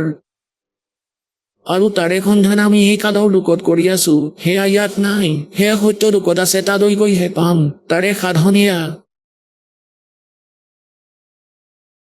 গতিকে আমি ইয়াত যেনেকৈ পৰমাত্মাই কৈছে যে আপোনালোকৰ মাজৰ এনেকুৱা সাধক আছে, ঘৰ ত্যাগ কৰিলে মালিকক পাবৰ বাবে জংঘলত গৈ বহি পৰিল শুকান গছ এডালৰ তলত, আৰু আকৌ নগৰলৈ আহিল কিবা ভিক্ষা যেনেকৈ হওক, ৰুটি পালে 10-5খন, সেয়া লৈ গ'ল। 2খন ৰুটি ৰাতিপুৱাই খাব, 2খন গধূলি, বা 4খন ৰাতিপুৱা 4খন গধূলি, আৰু বাকী বাচি থকাখিনি বৃক্ষত ওলোমাই থয়, কাপোৰত বান্ধি। সেইবোৰ শুকাই গৈছিল। শুকান হোৱাৰ পিছত ৰুটি কেতিয়াও বেয়া নহয়। তাৰপিছত সেইবোৰ 2-3 দিনলৈকে তিয়াই খাইছিল সাধু সন্তসকলে যাতে সদায় ৰুটি খুজিবলৈ গৈ সময় নষ্ট নহওক। গতিকে পৰমাত্মাই কয় এনেকৈ সাধনা কৰিলা তোমালোকে, কিন্তু তথাপিও কালৰ জালতেই বন্দী হৈ থাকিলা। আৰু এনেকুৱা সাধনাৰ পৰা, কঠিন সাধনাৰ পৰা কি প্ৰাপ্ত কৰিলা? ইন্দ্ৰ স্বৰ্গৰ ৰজা হৈ গলা। ইন্দ্ৰ কুবেৰ ধনৰ যিজন বিত্তমন্ত্ৰী, কালৰ এখন ব্ৰহ্মাণ্ডৰ इंद्र कुबेर ईश की पदवी है और ब्रह्मा वरुणराया। আপুনি বিষ্ণুৰ পদবী পালে, আপুনি ব্ৰহ্মাৰ পদবী পালে, আপুনি শংকৰৰো পদবী পালে। বৰ্তমানৰ যি ব্ৰহ্মা বিষ্ণু মহেশ্বৰ তেওঁলোকতো মৰিবই। তাৰপিছত যিবোৰ ভাল আত্মা থাকিব কালে নিজৰ পুত্ৰৰ ৰূপত জন্ম দি আকৌ ঠিক এই পোষ্টতে বিৰাজমান কৰাই থাকিব। ইয়াৰ প্ৰচেছ এনেকুৱাই। আহক আমি এতিয়া সেই শ্ৰদ্ধালুসকলৰ অনুভৱবোৰ জানো, যিসকলে জগতগুৰু তত্ত্বদৰ্শী সন্ত ৰামপাল গুৰু মহাৰাজৰ পৰা দীক্ষাপ্ৰাপ্ত কৰিছে তথা তেওঁ কোৱা ভক্তিমাৰ্গ এওঁলোকে অৱলম্বন কৰি আছে। নমস্কাৰ দৰ্শকসকল। কোৱা হয় যে পৰমাত্মাই মীৰাবাইৰ বিষৰ পিয়লাটোক অমৃতলৈ ৰূপান্তৰিত কৰিছিল। আজি তেনে এক ঘটনাই আমাৰ চকুৰ আগত ঘটা দেখা গৈছে। ৰামগড়ৰ নিবাসী বালগোবিন্দ কুমাৰৰ সৈতেও তেনে এক আচৰিত ঘটনা ঘটিছে, যিটো বিশ্বাস কৰাটো অতি কঠিন। আচলতে বালগোবিন্দক এটা অতি বিষাক্ত সাপে দংশন কৰিছিল, কিন্তু তাৰ পাছতো তেওঁ আজি জীৱিত আছে। দৰ্শকসকল, বালগোবিন্দৰ মতে তেওঁৰ সৈতে এনেধৰণৰ আৰু বহুতো অতুলনীয় লাভ হৈছে, যিবোৰ কেৱল সন্ত ৰামপাল গুৰু মহাৰাজে দেখুৱাই দিয়া ভক্তি সাধনাৰ দ্বাৰাহে সম্ভৱ হৈছে। দৰ্শকসকল, আচলতে সন্ত ৰামপাল গুৰু মহাৰাজে তেওঁৰ শিষ্যসকলক কেনেধৰণৰ ভক্তি সাধনাৰ উপদেশ দিছে, যাৰ জৰিয়তে তেওঁলোকে এনে অদ্ভুত আৰু অলৌকিক চমৎকাৰ লাভ কৰিছে। আৰু সঁচাকৈয়ে কোনো ব্যক্তি বিষাক্ত সাপে কামোৰাৰ পাছতো বাচি থকাটো সম্ভৱনে? আহক ইয়াৰ আঁৰৰ সত্যটো কি তাক জানো, আৰু বালগোবিন্দ কুমাৰৰ মুখেৰে শুনো তেওঁৰ জীৱনৰ সেই বিশেষ কাহিনী। ছাৰ নমস্কাৰ। নমস্কাৰ ছাৰ। কি নাম আপোনাৰ? বালগোবিন্দ কুমাৰ। ক'ৰ পৰা আহিছে আপুনি? ৰামগড় ঝাৰখণ্ডৰ পৰা। সন্ত ৰামপালদেৱ মহাৰাজৰ পৰা নাম দীক্ষা কেতিয়া ল'লে আপুনি? মই সন্ত ৰামপালদেৱ মহাৰাজৰ শৰণলৈ 30 জানুৱাৰী 2016 আহিছিলোঁ। সন্ত ৰামপালদেৱ মহাৰাজৰ পৰা নাম দীক্ষা লোৱাৰ আগত আপুনি কি ভক্তি সাধনা কৰিছিল? মই ছাৰ শিৱদেৱৰ দৃঢ় ভক্ত আছিলোঁ, যি নেকি আজি শিৱদেৱৰ এয়া কৰিবলৈ ডাঙৰ মন্দিৰ নিৰ্মাণ কৰাই আছিলে পূৰ্বপুৰুষসকলে, সেয়া আধা কৰা আছিল। আজি মই কেইদিনমান আগতে সেয়া এৰি দিলোঁ। সকলো জগতৰ মানুহে, মোৰ গাঁৱৰ মানুহে দুখিব ধৰিলে, ক'লে যে এয়া কি তুমি আধা মন্দিৰ যি বনাই আছিলোঁ আমি, আজি সেয়া পূৰাটো কৰি দিলা, কিন্তু সেয়া ফিনিছ নকৰিলা। আন গাঁৱৰ মানুহে হাঁহিব, এয়া তুমি ভাল নকৰিলা, তুমি কোনোবা গুৰু শৰণলৈ গুচি গ'লা। মই কোনো গুৰু শৰণলৈ অহা নাই, মই সত্যতাৰ শৰণলৈ আহিছোঁ, যিয়ে মোৰ জীৱনত আৰু অহা প্ৰজন্মত এয়া সত্যতাই লগত থাকিব সকলোৰে। মই তেওঁৰ শৰণলৈ আহিছোঁ। সন্ত ৰামপালদেৱ মহাৰাজৰ বিষয়ে আপুনি কেনেকৈ গম পালে? মোৰ বৰদেউতাৰ ল'ৰা ভগতদেৱ, তেওঁ প্ৰথমে শৰণলৈ গৈছিলে। তাৰপিছত তেওঁ মোক 2 বছৰৰ পৰা কৈ আছিলে যে ভাইটি কৰি লোৱা ভক্তি, পৰমাত্মা আহিছে, এতিয়া যদি নকৰা নাজানো কেতিয়া তুমি মৰা, তেতিয়া জীৱন ব্যৰ্থ হৈ যাব, তোমাৰ জন্ম মৃত্যুৰ যি ৰোগ সেয়া লাগিয়ে থাকিব আৰু তুমি ইয়াতেই থাকি যাবা। কৈছিলোঁ লৈ ল'ম, এনেদৰে মানাই কৰি থাকিলোঁ। কিন্তু এদিন এনেকুৱা হ'ল যে মই ডিউটিলৈ যাবলৈ ওলাই আহিছিলোঁ। তেতিয়া কিছুমানে সৎসংগৰ বাবে ইয়াত কৰমাত ঝাৰখণ্ডতে এটা নামদান কেন্দ্ৰলৈ গৈ আছিলে। তেতিয়া মই বাইক ওলাইছিলোঁ ডিউটি যাবলৈ, তেওঁলোক বলেৰ' এখনত বহি গুচি গৈছিলে। নাজানো, মোৰ এনেকুৱা লাগিল যে নহয় আজি যাব লাগিব। ডিউটি নগৈ মই চিধাই গুচি গ'লোঁ। কৈছিলে মোক বলেৰ'তে যাবলৈ, কিন্তু তেওঁলোক আধা দূৰ গৈ পালে। তাৰপিছত মোৰ বাইকতে স্পীডত গুচি গ'লোঁ। তেওঁলোকক 15 কিলোমিটাৰ 20 কিলোমিটাৰ প্ৰায় 15 কিলোমিটাৰ পিছত তেওঁলোকক ফোন কৰি লগ কৰিলোঁ আৰু ক'লোঁ ময়ো যাম লৈ ব'লক। তাৰপিছত তেওঁলোকৰ লগত গ'লোঁ আৰু পৰমাত্মাৰ শৰণত নাম ল'লোঁ। সন্ত ৰামপালদেৱ মহাৰাজৰ পৰা নাম দীক্ষা লোৱাৰ পিছত আপুনি কি লাভ পালে? সন্ত ৰামপালদেৱ মহাৰাজৰ পৰা নাম লোৱাৰ পিছত মোৰ লাভ এয়া হ'ল যে মোক এডাল সাপে এইখন ভৰিত খুটিয়াইছিল, য'ত নেকি সেই সাপে খুটিয়ালে কোনেও জীয়াই নাথাকে। আজি পৰমাত্মাই মোক জীৱিত ৰাখিছে। আজি মই জগতৰ মানুহক দেখি আছোঁ আৰু তেওঁলোকেও মোক দেখি আছে। বহুত মানুহ মোৰ ঘৰলৈ আহিছিলে আৰু কৈছিলে যে জৰা ফুকা কৰা আৰু ডক্তৰক দেখুওৱা। তেতিয়া এজন ভগতদেৱ আছে মোৰ লগৰ, ৰিমছ হস্পিটেল, যিখন ঝাৰখণ্ডৰ চৰকাৰী হস্পিটেল, তাত থাকে। মই সুধিলোঁ কি কৰোঁ? তেওঁ ক'লে যে নহয়, একো নহয় তোমাৰ। সন্ত ৰামপালদেৱ মহাৰাজৰ শৰণত যোন থাকে তেওঁতো কেতিয়াও ইয়াৰ বাবে পৃথিৱী সাক্ষী যে তেওঁৰ ভকতসকলৰ লগত একো বেয়াও হোৱা নাই, যি হৈছে ভালেই হৈছে। যেতিয়া তেওঁ ক'লে মোৰ বিশ্বাস হৈ গ'ল যে নহয়, সন্ত ৰামপালদেৱ মহাৰাজৰ ভক্তিত যদি শক্তি আছে তেন্তে মই জীয়াই থাকিম, নহ'লে নাথাকোঁ। মোৰ মা দেউতাই কৈছিলে যে নহয় ডক্টৰক দেখুৱাব লাগিব, তালৈ যোৱা। মই ক'লোঁ একো নকৰোঁ, যি কৰিব পৰমাত্মাই কৰিব। আজি মই আপোনাৰ সন্মুখতেই আছোঁ আৰু পৃথিৱীবাসীৰ সন্মুখত আছোঁ। আৰু কি লাভ পালে ছাৰ? ছাৰ, এবাৰ মোৰ সন্তানটোৰ সি প্ৰায় 3 বছৰীয়া, সি এবাৰ বিল্ডিঙৰ ছাদৰ পৰা পৰি গৈছিলে, য'ত তলৰ মজিয়াখন চিমেণ্টৰ আছিলে, য'ত সি মূৰ পেলাই পৰিছিলে। আৰু তেতিয়া মই তাৰ মূৰটো এনেকৈ চালোঁ আৰু তেতিয়া তাৰ মূৰত গাঁত হৈ তেজ জমা হৈ গৈছিলে। কিন্তু আজি সন্ত ৰামপালদেৱ মহাৰাজৰ শৰণত থকাৰ বাবে মোৰ সন্তানৰ একোৱে হোৱা নাই। সি একেবাৰে সুস্থ আৰু ভালকৈ আছে। সি ভালদৰে পঢ়া শুনাও কৰি আছে আৰু একেবাৰে সুস্থ। আৰু এবাৰ এনেকুৱা হ'ল যে মই গাড়ী চলাই থাকোঁতে হঠাতে পাছৰ চকাটো ফুটি গ'ল আৰু মই গমেই নাপালোঁ কি হৈছিলে। এডাল পোল আছিলে, মই ভাবিলোঁ গাড়ীৰ ইঞ্জিনটো গৈ পোলতেই খুন্দা খাব। কিন্তু এনেকুৱা হ'ল যে চিধি পোলৰ ফালে গৈ আছিলোঁ আৰু মাত্ৰ 10 খোজ আছিল আৰু গতিবেগ 60, কিন্তু গাড়ীখন উঠি গুচি গ'ল বাওঁফালে। আৰু গাড়ীখন এনেকুৱা হৈ যায়, না গাড়ীখনৰ কিবা ক্ষতি হয় না কাৰোবাৰ কিবা ক্ষতি হয়, গাড়ীখন আগৰ দৰেই থাকে। আজি ময়ো সুৰক্ষিত হৈ আছোঁ। আৰু 5জন ভকত মোৰ গাড়ীত আছিলে। গাড়ীখনত প্ৰায় 3 টনৰ লোড আছিলে, সেইবোৰো ঠিকে আছে, সকলোবোৰ ঠিকে আছে, ময়ো ঠিকে আছোঁ। গাড়ীখনৰো একো নহ'ল, মোৰো একো নহ'ল। সন্ত ৰামপালদেৱ মহাৰাজৰ শৰণলৈ গ'লে জগতেই জানে আৰু সকলো ভক্তই এই কথা কৈছেও, পৰমাত্মাৰ ভক্তিতেই এই শক্তি আছে যিয়ে এইবোৰ কৰিব পাৰে, অন্যথা আনে নোৱাৰে। আৰু ছাৰ, মোৰ ঘৰত প্ৰেত বাধা থাকে। এবাৰতো এনেকুৱা হ'ল যে এজন ওজা মোৰ ঘৰলৈ অনা হৈছিলে আৰু এনে কথাতে কৈ দিছিলে যে ছাগলী কাটিব লাগিব। সেইটোৱে লৈ আমাক চান্দা বিচাৰি আছিলে যে মোৰ দেউতাৰ ভায়েকসকলে। তেতিয়া আমি কৈছিলোঁ যে চান্দা নিদিওঁ, আমি এইবোৰ পূজা নকৰোঁ। তেতিয়া মোৰ দেউতাক কাটিবলৈ আগবাঢ়ি আহিল, কৈছিলে যে হয়তো আজি ছাগলী কাটিম, নহ'লে তুমি কিয় নিদিবা? ইয়াত 3টা ভাগ আছে, এটা ভাগ তুমি দিব লাগিব। মোৰ দেউতাই মানা কৰি দিলে। তেতিয়া ময়ো মানা কৰি দিলোঁ যে নিদিওঁ। তেতিয়া ক'লে যে হয়তো আজি ছাগলী কাটিম, নহ'লে তোমাক কাটিম। কিন্তু ইমানখিনি বিশ্বাস আছে যে মালিকৰ দয়াত আজি জীয়াই আছোঁ, এয়া লাভ পালোঁ। ছাৰ, আপুনি যে কৈ আছিলে আপোনালোকৰ ঘৰৰ ভিতৰত যি প্ৰেত বাধাৰ সমস্যা আছিল, সেয়া ঠিক হ'লনে? একেবাৰেই ঠিক হ'ল। আজি মোৰ ঘৰত কোনো প্ৰেত বাধা নাই। সন্ত ৰামপালদেৱ মহাৰাজৰ যি এই জ্ঞান পালোঁ, আজি সেই আধাৰতে আমি ভক্তি কৰি আছোঁ আৰু সদায় আৰু যেতিয়ালৈকে প্ৰাণ থাকিব এই শৰীৰত, সন্ত ৰামপালদেৱে দিয়া সেই জ্ঞান আৰু সেই ভক্তিক আমি কৰিম আৰু পূৰ্ণ মুক্তি প্ৰাপ্ত কৰিম, সেয়া মোৰ লক্ষ্য। আৰু গুৰুদেৱৰ এই জ্ঞানে আমাক মুক্তি দিব। ছাৰ, সন্ত ৰামপালদেৱ মহাৰাজৰ পৰা নাম দীক্ষা লোৱাৰ আগতে আপুনি কিবা নিচা কৰিছিলনে? হয় ছাৰ, মই কৰিছিলোঁ আৰু নিচাৰ লগে লগে মই মাংসও খাইছিলোঁ। আজি আগতে যেনেকৈ চিগাৰেট খাইছিলোঁ, কিন্তু আজি যেতিয়া কোনোবাই চিগাৰেট খায় মই তাৰ ওচৰলৈ গ'লে বমি হৈ যায়। মোৰ সেই দোকানখনলৈ যাবলৈ মন নোযোৱা হৈ যায়। যদিও বিস্কুট আনিবলৈও থাকে, তাত কোনোবাই চিগাৰেট খাই থাকিলে ধোঁৱা ওলালে মই আঁতৰি যাওঁ, তাৰ পৰা বিস্কুটো নলওঁ। চেষ্টা কৰোঁ তাৰ পৰা যদি নল'ব পাৰোঁ ভাল। আৰু ইমান মাংস খাইছিলোঁ যে বজাৰে বজাৰে ঘূৰি ফুৰি যিয়ে মাংস বেচে তেওঁলোকে সেয়া বিচাৰি আনি খাইছিলোঁ। আজি এনেকুৱা লাগে মই বহুত ভুল কাম কৰিছিলোঁ, যেন মোতকৈ বেছি তুচ্ছ আৰু কোনো নাই। গতিকে সেইবাবে মই বিচাৰোঁ পৰমাত্মা সন্ত ৰামপালদেৱ মহাৰাজৰ যি ভক্তি, এই ভক্তিত এয়া আছে, না নিজে কষ্টত থাকিবা না আন কাৰোবাক কষ্ট দিব পাৰিবা।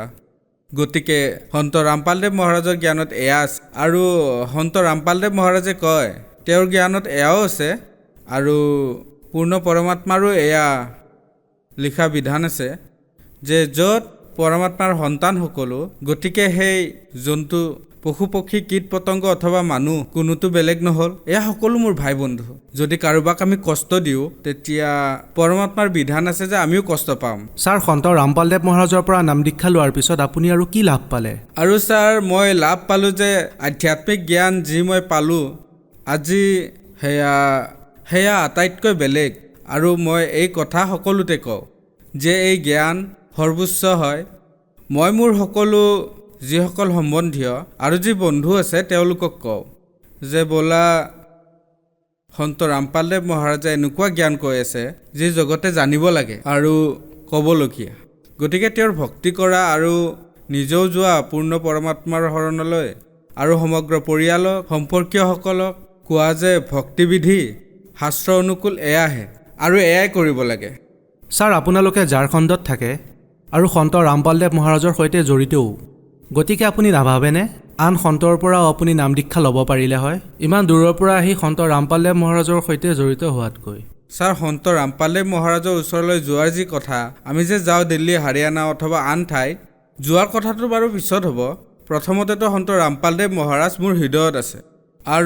আৰু যে আশ্ৰমৰ কথা, ঝাৰখণ্ডত আজি খন আশ্ৰম খোলা হৈছে আৰু মালিক সন্ত ৰামপালদেৱ মহাৰাজৰ সৎসংগ চলে, গতিকে এনেকুৱা কোনো কথা নাই। আমি এইবোৰ কৰোঁ, কিন্তু লগতে এইটোও কথা যে মোক গাঁৱৰ মানুহে কয় যে তুমি যে আশ্ৰমলৈ যোৱা পইচা পোৱা, সেইবাবে যোৱা।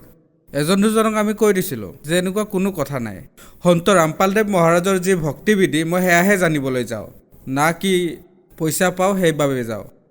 পইচা আমি দিহে যাব লাগে, কাৰণ যিকোনো জ্ঞান, ধৰক আমি যদি কোনো স্কুলত যাওঁ, আপুনি পইচা দিহে স্কুল গৈ পাব, তেতিয়াহে জ্ঞান পাব। তাৰ মানে সন্ত ৰামপালদেৱ মহাৰাজৰ আশ্ৰমত নাম দিয়াৰ নামত পইচা লোৱা হয়, অথবা আন কিবা বেলেগ ফিজ লোৱা হয় আশ্ৰমত? খোৱাৰ কথাটো বাদ দিয়ক, আন যিসকল গুৰু আছে সেই গুৰুসকলৰ মাজত দেখা পাওঁ যে আগত বহাজনৰ পৰা বেলেগ পইচা লয়। ঠাণ্ডাৰ দিনত গাত উৰিবলৈ যি গৰম কাপোৰ লোৱা হয়, তাৰ বাবে 20 টকা অথবা 50 টকাও দিব লাগে। খাদ্যৰ বাবে পইচা দিব লগা হয়। কিন্তু ইয়াত সন্ত ৰামপালদেৱ মহাৰাজৰ আশ্ৰমত দেখিবলৈ পাওঁ, হাজাৰ হাজাৰ ভক্তৰ মাজত এনেকুৱা খাদ্য বিতৰণ হয়, এনেকুৱা লাগে যেন মানুহে দেখি ভাবিবলগীয়া হয় যেন ইমান খাদ্যৰ পইচা আহে ক'ৰ পৰা তেওঁলোকৰ। কিন্তু আজি চাওক, সন্ত ৰামপালদেৱ মহাৰাজৰ দয়াত সকলো ভক্তয়ে খাদ্য পাই আছে, কাৰো পৰাই 1 টকাও লোৱা নহয়। আনকি তেওঁলোকক 10 টকাৰ সহায়হে কৰে, কিন্তু নলয়। ভগত সমাজক আপুনি কি বাৰ্তা দিব বিচাৰিব? মই ভগত সমাজক বাৰ্তা নহয়, হাতযোৰ কৰি বিনম্ৰ নিবেদন জনাব বিচাৰোঁ যে সন্ত ৰামপালদেৱ মহাৰাজে যি জ্ঞান দি আছে সেয়া শাস্ত্ৰ অনুকূল সাধনা আৰু শাস্ত্ৰ বিধি সাধনা হয়। সকলো সেয়া মই মিলাইও চাইছিলোঁ। ভাগৱত গীতা যি বেলেগকৈ পোৱা হয় সেয়াও চাইছিলোঁ। আৰু সন্ত ৰামপালদেৱ মহাৰাজে লিখা যি গীতা তোমাৰ জ্ঞান অমৃত অথবা আন কোনো, সেয়া মই উলিয়াই চালোঁ, একেই লিখা আছে। কিন্তু তাৰ যি অৰ্থ মই শ্লোক মিলাই চালোঁ, যি ভগৱত গীতাত লিখা আছে সেয়া শ্লোক ইয়াতো লিখা আছে। তাৰ অৰ্থ যেতিয়া চালোঁ তেতিয়াহে গম পালোঁ। সেই অৰ্থৰ পৰা এতিয়াহে মই বুজি পালোঁ গীতাৰ যি অৰ্থ সেয়া এয়াহে, এয়া নহয়। মই এই পাৰ্থক্য পালোঁ। আপুনি কেনেকৈ গম পালে যে কোনটো শব্দাৰ্থ শুদ্ধ হয়? ছাৰ, যি শব্দ অৰ্থ পোৱা যায় তাৰ পৰা আপুনি গম পাব। এয়া চিম্পলি কোনোবাই যদি পঢ়েও তেন্তে সেই শব্দাৰ্থৰে হিন্দীৰ পৰা ইংলিছৰ, ঠিক তেনেদৰে সংস্কৃতৰ পৰা হিন্দীটো পায়। এয়াতো সকলোৱে আজিকালি 10th ক্লাছ পঢ়িলেও শব্দাৰ্থৰ বিষয়ে গম পাই যায়। আজিকালিতো মানুহে ট্ৰান্সলেট কৰি ল'ব পাৰে শব্দাৰ্থ গম পালে। ময়ো তেনেদৰে মিলাই চালোঁ আৰু সঁচাকৈ সেয়া ঠিকেই। সন্ত ৰামপালদেৱ মহাৰাজে তেন্তে শুদ্ধ অৰ্থ কয়? নিশ্চয়, সন্ত ৰামপালদেৱ মহাৰাজে সঁচা অৰ্থ কৈ আছে আৰু জগতকো কৈ দিছে যে এয়া শুদ্ধ। আৰু যেতিয়া মানুহে এই জ্ঞানক বুজি আগুৱাই আহিব ধৰিছে, মোৰ আৰু লাগিল যে নহয়, এয়াই শুদ্ধ। এজন মানুহ মূৰ্খ হ'ব পাৰে, 4জন মূৰ্খ হ'ব পাৰে, হাজাৰ হাজাৰজন আছে। এজন ডক্টৰক দেখিলোঁ, MBBS ডক্টৰ, তেওঁ ৰামপালদেৱ মহাৰাজৰ শৰণত আছে। এজন ইঞ্জিনিয়াৰো আছে। এনে অহা নাইতো, মই চাইছোঁ সংস্কৃতৰ যি এয়া গ্ৰেজুৱেশ্যন কৰিছে সংস্কৃতত, তেওঁকো চাইছোঁ। এজনে MA কৰিছে, তেওঁ কৈছে তেওঁতো সংস্কৃতত MA কৰিছে। ঠিক আছে, মই অশিক্ষিত অথবা আন কোনো, সেইজনটো অশিক্ষিত নহয়, ঠিক আছে, তেওঁক পইচা দিছে, কিন্তু এজনকহে দিব, হাজাৰজন মানুহকতো দিব নোৱাৰে। গতিকে এই কথা। যিসকলে সন্ত ৰামপালদেৱ মহাৰাজৰ সৈতে জড়িত হ'ব বিচাৰে, কেনেকৈ জড়িত হ'ব পাৰিব? সন্ত ৰামপালদেৱ মহাৰাজৰ সৈতে জড়িত হ'বলৈ ছ'চিয়েল মিডিয়াৰ যি চেনেল আছে, ইউটিউব আছে, ফেচবুক আছে অথবা টুইটাৰ আছে, যিকোনো ঠাইতে চাই। আৰু টিভিত যি বিভিন্ন চেনেলত সৎসংগ আহে তাৰ তলত হালধীয়া শাৰী এটা থাকে, তাত নম্বৰ থাকে। ইয়াৰ পৰা আপোনাৰ ওচৰত যি চেণ্টাৰ আছে আপুনি ফোন কৰি গম লওক, আপোনাক তৎক্ষণাতেই ঠিকনাটো দিয়া হ'ব। আপুনি তালৈকে গৈ নাম দীক্ষা ল'ব পাৰে, ভক্তি কৰিব পাৰে। বহুত ধন্যবাদ। সচ্চাহে।